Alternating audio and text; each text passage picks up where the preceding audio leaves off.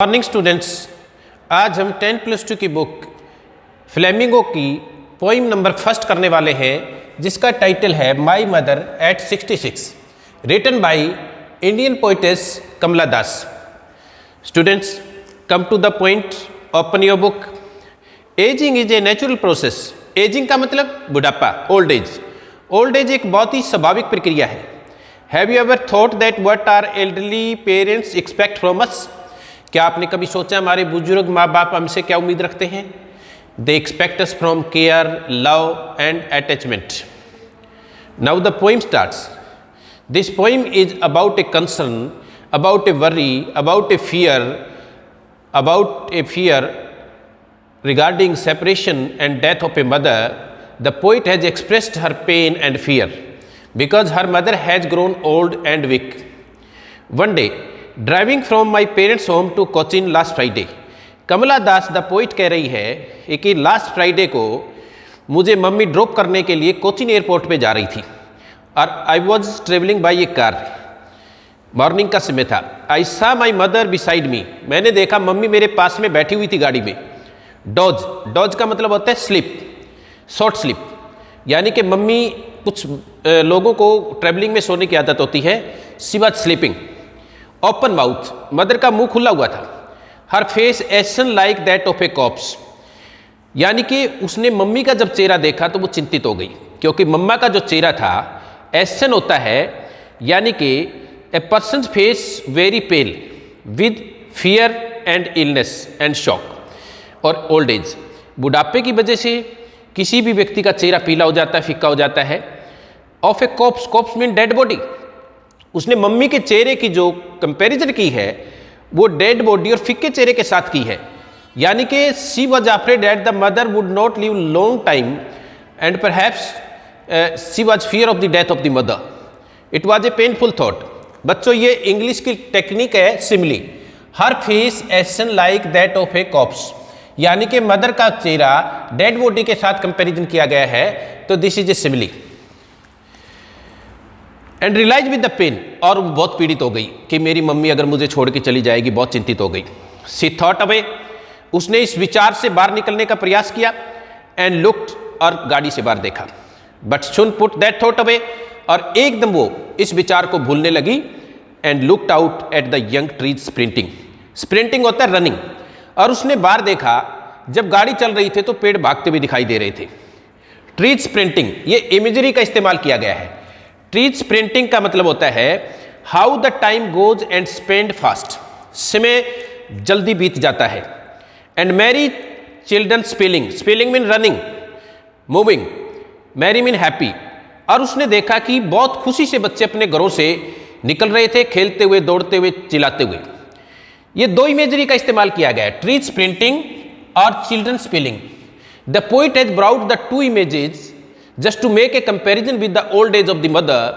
The mother has grown old and mother's condition has become very bad because of growing age, growing wrinkles, growing illness and growing shock. But on the other hand, she would like to escape from the reality of the painful thought regarding the fear of the mother's death, and she thinking and focusing on the young age. Young age is full of energy, full of activity. Young age is full of the relaxation and full of relief. On the other hand, the old age is colorless, pale, faint, dim, weak, ill and withered. She has brought this image to make a comparison between the old age and the young age. But after the airport security checkup standing a few yards, जब formality हो जाती है airport में, security checkup हो गया है और मैं मम्मी से कुछ गज दूरी पर खड़ी हुई थी। I looked again at her, एक बार फिर मैंने मम्मी के चेहरे की तरफ देखा। वैन होता है विदर्ड फेस, मुरझा हुआ चेहरा, कलरलेस, फिक्का चेहरा, वही पीला मुरझाया हुआ फिक्का चेहरा मम्मी का। As a late winter's moon, बच्चों दूसरी सिमिली का इस्तेमाल किया गया है, as a late winter's moon. इस time the mother's face has been compared with the winter's moon. The moon in the winter season, the moon in the winter season becomes faded, become dark, becomes colorless because of the mist and the fog. Because the winter is the symbols of the end of the year. winter is the symbol of the end of the year and the mother was about to end because of growing weakness, growing age. So the comparison is very sharp. यानी कि winters moon, सर्दियों में जो चंद्रमा होता है वो fainted होता है, फिक्का होता है, डार्क होता है, अनक्लियर होता है because of mist and fog.